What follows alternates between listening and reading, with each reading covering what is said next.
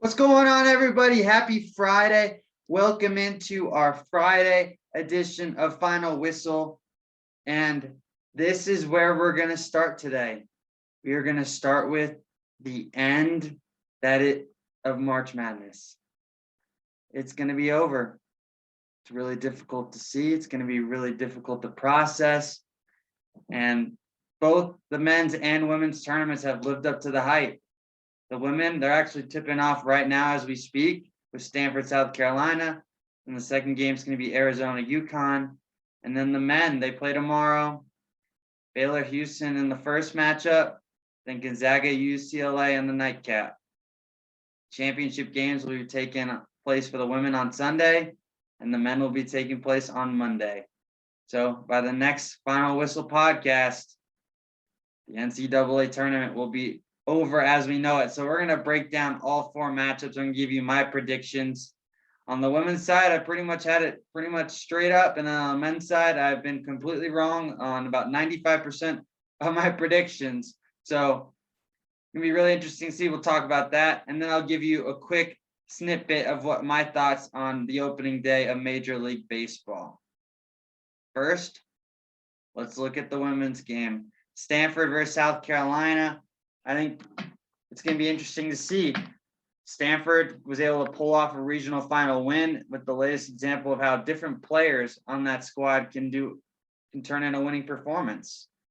I mean, Ashton Prechtel ended up coming off the bench scoring 16 points. And I think if you're really watching the Stanford Cardinals, if Russell Wilson's going to be there, I think they're going to play a little bit more motivated. He's been there for the majority of the tournament, especially since the Sweet 16 down there in San Antonio, Texas.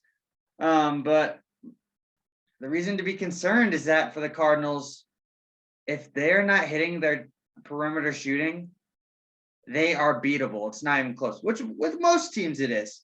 But in two of the four games they've shot poorly, they've lost. And earlier this week was a prime example. They had to rally in that second half against the Louisville Cardinals to pull off a dramatic comeback because they were down double digits. Louisville was dominant. They were pressuring the ball, forcing them to turn the ball over. And that's going to be a significant part of how South Carolina is going to want to play because it's defense, defense, defense. They're going to be crowding that three-point line, forcing them to drive the ball, see if they can take tough twos instead of open threes. It's going to be really difficult. South Carolina has been holding teams to 34% shooting. That's phenomenal. That is lights out defense. And the other night they held, I believe they played Texas to under 40 points. Just absolutely ridiculous. They had no answers. But concern, South Carolina is not one of the best perimeter shooting teams. They prefer to play bully ball in the paint. So will Stanford lay off of them and force them to shoot jump shots? I would presume. It's going to be really interesting to see how that matchup plays out because I think it's a tale of two things. One team relies on the three and one team doesn't want to touch the three-point line. So in that retrospect, I'm going to have to go with the team that's got the better coach because I think it's a very even matchup with 3 out of the 4 1 seeds in this Final Four on the women's side. I'm taking the Cardinals. They've been the best team. Tara Vanderveer just won the Coach of the Year. She's been the best coach and hasn't really been close this year.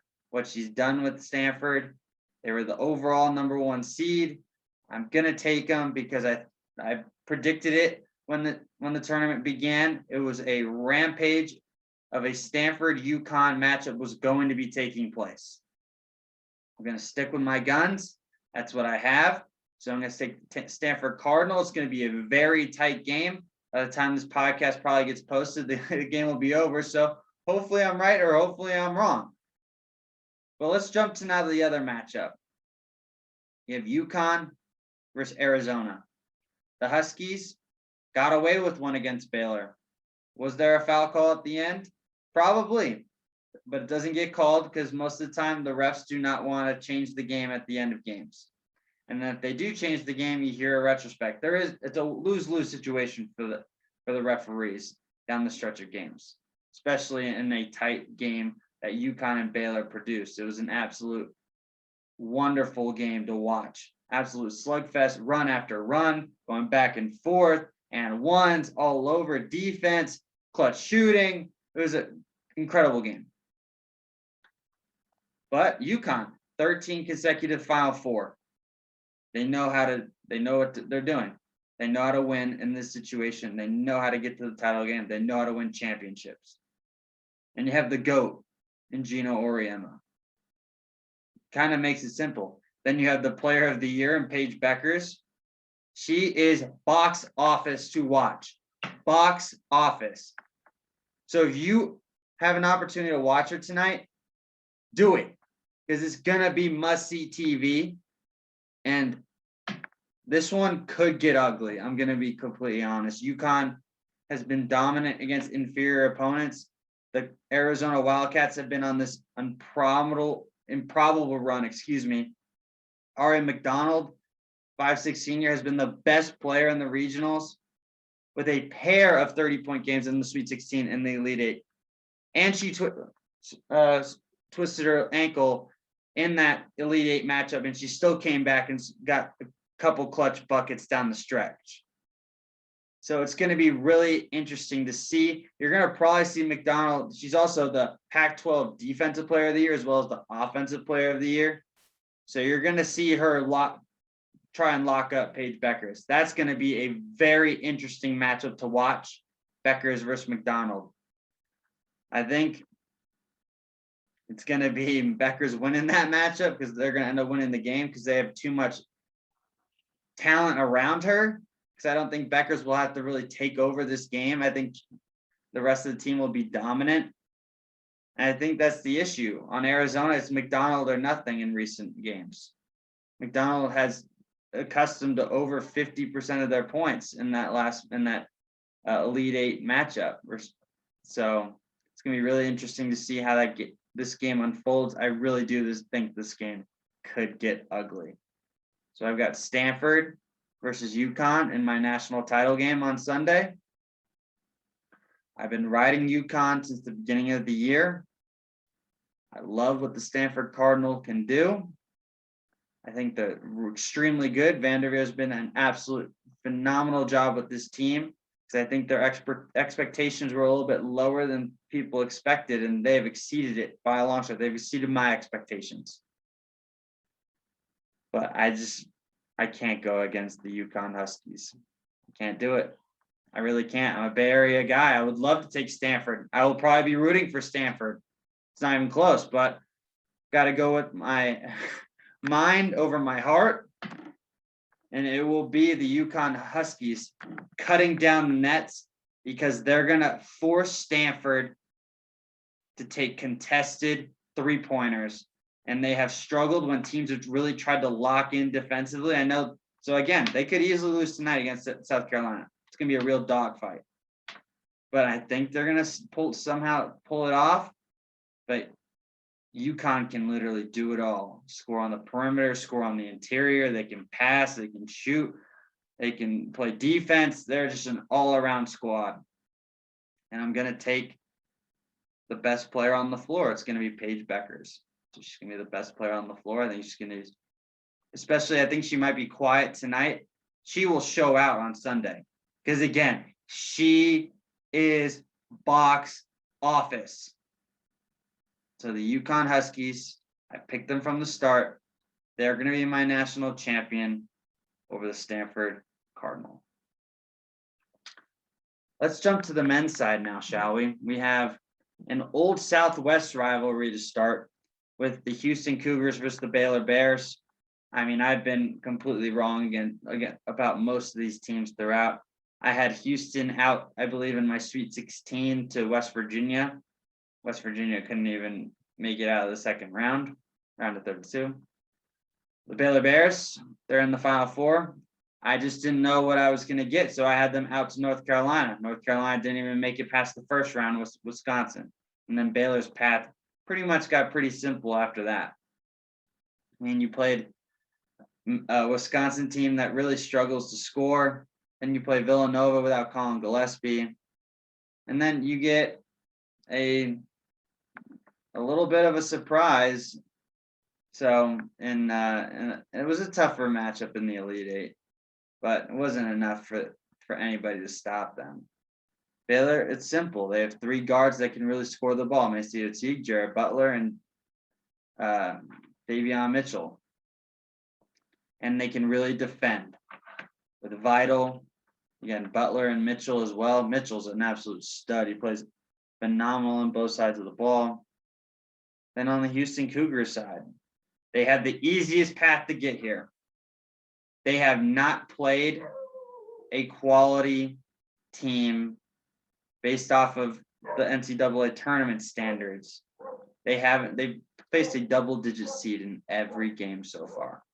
A 15, and they got a 10, then you got an 11, and then you got a 12. It was very simplified. It became very easy for them.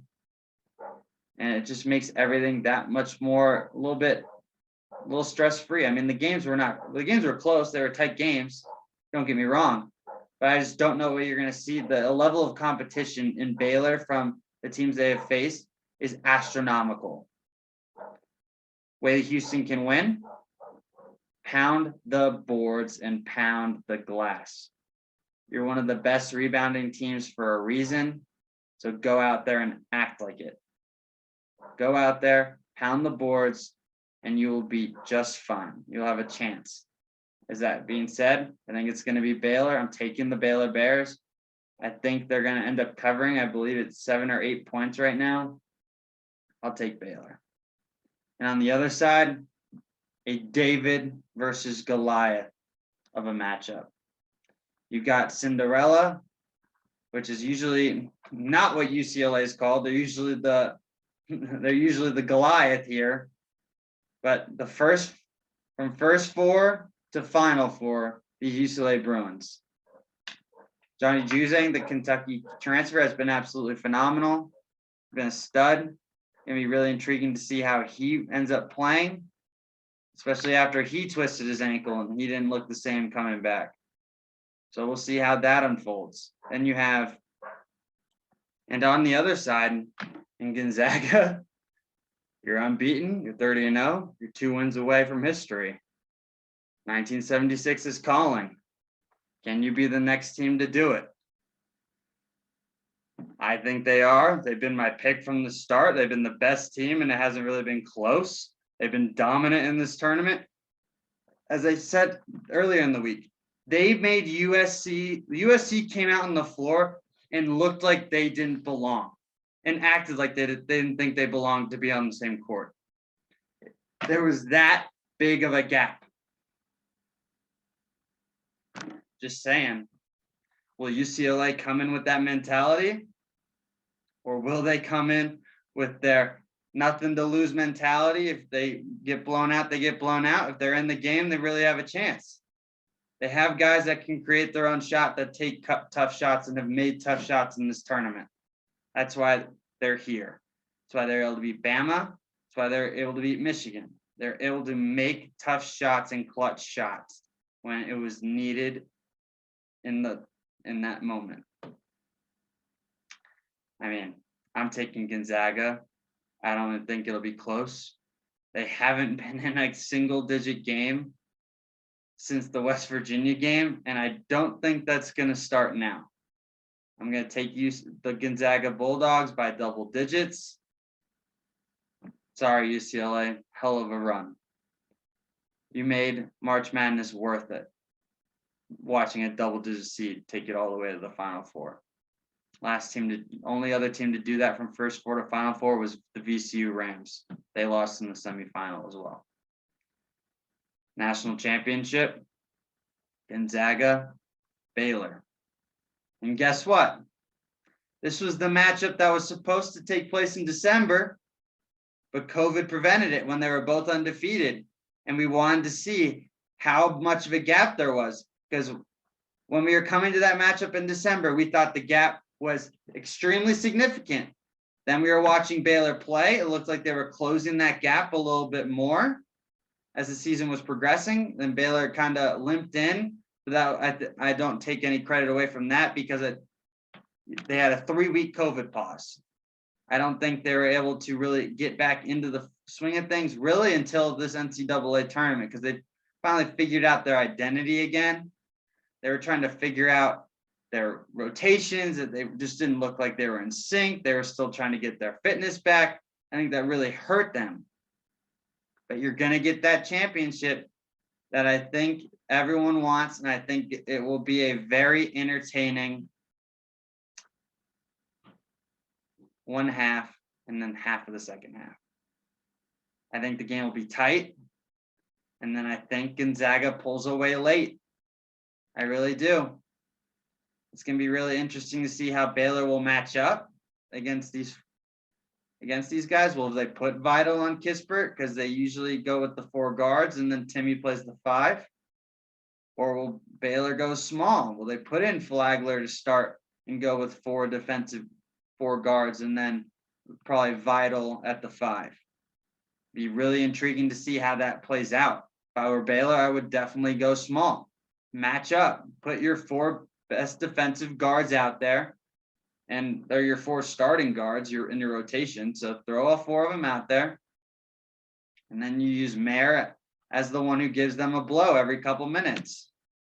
And you rotate them in and out. I think that's how you're going to have to do it, because Jared Butler and Davion Mitchell will probably have to play 48 minutes for you to have a legitimate chance, because these Gonzaga guys will come at you again and again and again. And I think that wear and tear will finally catch up to Baylor with them running around and trying to keep up with Gonzaga in the final 10 minutes of the second half. I don't know if Gonzaga will win by double digits. If I was going to lean away, I would say yes, because I think it'll probably be about 6 going down the stretch. And then you're fouling for free throws, and it will get up to double digits. So I think it'll be 6 or 7 points, which is a tight game. But I think Gonzaga will end up finding ways. But I think it'll be a 1 or 2 possession game for a majority of it. And then Gonzaga will push it up to 7 or 8. And then by that point, you foul, and then the ending score will probably be about 12. So I'm going to take Gonzaga by double digits. That's what I would do, because I think they will win by double digits, because I think they've just been that dominant. They've clearly been the best team in basketball. It really hasn't been much of a discussion about it. They started the year at number 1, and they really have pretty much solidified and even created more of a gap between the number 1 and number 2 teams in the country. And Baylor has been number 2 pretty much for 90% of the season. They've been the second best team in the country. So I'm going to lean that way. That's how I see it. I think it's going to be really intriguing to see. So I've got Uconn and Gonzaga both cutting down the nets. And how ironic that 2 lifelong friends, Paige Beckers and Jalen Suggs, will both be cutting down the nets. They grew up together, played on the AAU circuit. They've known each other really well, hung out a lot, both being from the state of Minnesota. I mean, just a feel-good story. And these 2 are going to be, Beckers will be the number 1 pick when she's allowed to leave. And Jalen Suggs, especially if he leaves after this year, he's a top 3 pick in my opinion. Arguably, he could be the number 1 pick. There's definitely a lot of discussion there for that. These 2 have all the tools. These 2 are absolute superstars, and the sky's the ceiling for these 2. They could go down as 2 of the best players in there. And in the retrospect, Jalen Suggs could easily be a superstar in the NBA. And I'll put money on it. Paige Beckers will. She will be. I have no doubt in that. So that's really cool, though, too, that you're going to have 2 Beckers and Suggs. As in my opinion, they'll both be national champs. All right, everyone, before I hop off here, I want to give my overall impression of opening day, as well as go through the Nationals now have a 4th positive COVID. Their series has been canceled with the Mets, or postponed, not canceled, excuse me. But really unfortunate to see that COVID has already struck Major League Baseball, and it was day 1. All the other games phenomenal. My overall takeaway was free baseball. There was so many games that went extra innings yesterday, and I loved every second of it. All the games were great. They were competitive. None of them were blowouts, really. I think the largest win was 3 runs, and that was because they scored a couple runs late. I'm trying to think. I think it was the Padres game. But all in all, very successful opening day. COVID was going to play a role in some retrospect or another, and it just ended up taking it away in day one. But great sense of games. Games are phenomenal. Of course, every team I freaking picked to win the division ended up pretty much losing yesterday, except I think like the Angels won. That was because they were playing the White Sox, the two I picked to win their divisions respectively. But all in all, great start for MLB. I think the season's going to go well. It's going to be entertaining. I think this is probably the most even the league has been other than the Dodgers. It's going to be because there's the Dodgers and then everyone else is fair game, in my opinion. I don't think there's much of a gap from the second best team to like the 6th or 7th best team. I have the Dodgers clearly as the best team because I don't think it's really even much of a debate. If you really want to argue with me, by all means, at me, but I don't think it's much of a debate. So I think it's going to be really intriguing to see how that plays out. But there's your Friday edition of Final Whistle. It was really short. I was supposed to have a guest on today. Unfortunately, it didn't work out. But major news that's going to be coming out. I got a big time interview coming out on Tuesday. So be on the lookout. So it's not going to be a breakdown of the national championship on Tuesday because I got a major interview from one of the people that makes a real impact in the NFL. Be ready for it. It's going to be great. Really honored and humbled to have that opportunity. I'm not going to spoil it yet, but be on the lookout. There's your Friday edition of Final Whistle, everybody. Enjoy your weekend.